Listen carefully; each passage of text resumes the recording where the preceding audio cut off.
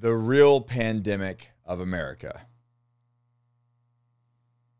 the real virus, the thing that's plaguing our country to where essentially we could lose it. We could lose the America that we recognize, that we grew up with, that I grew up with.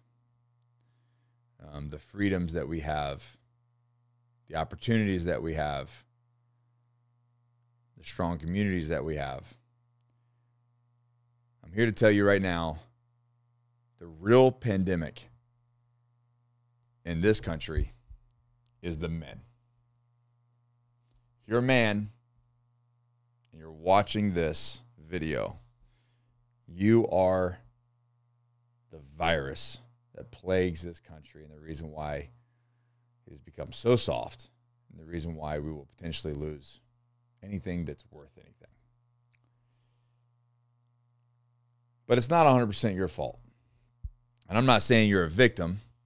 I'm just saying there's a very orchestrated way of putting a war on masculinity, a war on men, to pacify men. It goes back to the 80s. So we're looking at, what, 4 decades now. Started with, you can look at media in Hollywood and say, okay, wow. Married with Children, Al Bundy. You remember that? Just this doofus guy, drinks beer, overweight, flirts with women. Just, it's not a very high value individual. And you got The Simpsons, right? This doofus husband. He's a doofus at work. He's a doofus at home. Can't raise his kids. He chokes his kids. His wife has to do everything for him. She's the only competent one. Same thing with Married with Children. Peg was the competent one.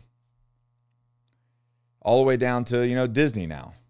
I was watching, we saw a scene out of the new Lady and the Tramp.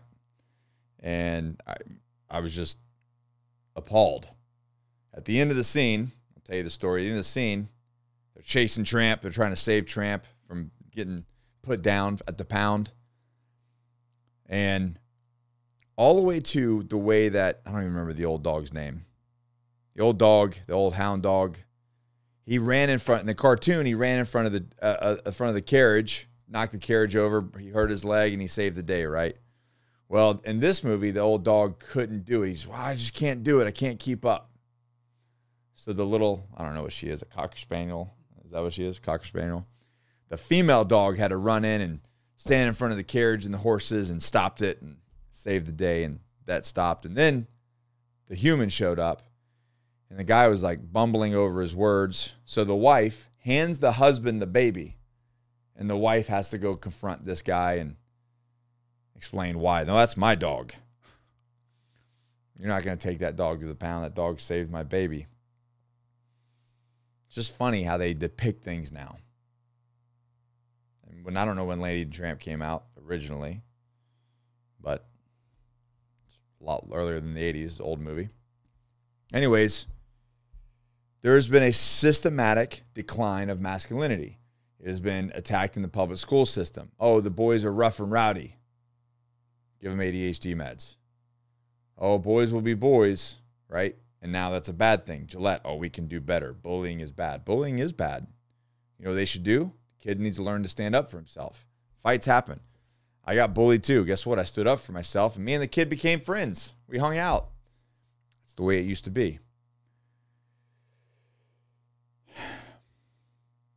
So men have gotten soft. The system has been put in place to pacify men that anything bad, anything violent, anything aggressive is bad. Because you look at like the Nazis. Ooh, man's bad. You look at genocide and all these different things, bad. Taliban, bad. Okay. You know what also stopped the Nazis? Strong, brave men. That's what won World War II. Men willing to do the unthinkable, willing to take violence on the behalf of you. What constantly stops terrorism? Strong men. It's a small subsect, right? But imagine if men all together where instead of being the pandemic, instead of being soft, instead of being overweight and waiting on your fucking burrito to show up, and just being this just garbage of a human being, if we were not worried about ourselves, if we were worried about our families and worried about our communities and worried about the state of our country, if we kept ourselves fit and kept ourselves disciplined and thought for ourselves and didn't believe every bullshit thing that was piped down to us to make us think a certain way, that we thought in the best interest of ourselves, and we thought in the best interest of our families and the best interest of our communities and our country, holy shit, we wouldn't be the pandemic. We would be the cure.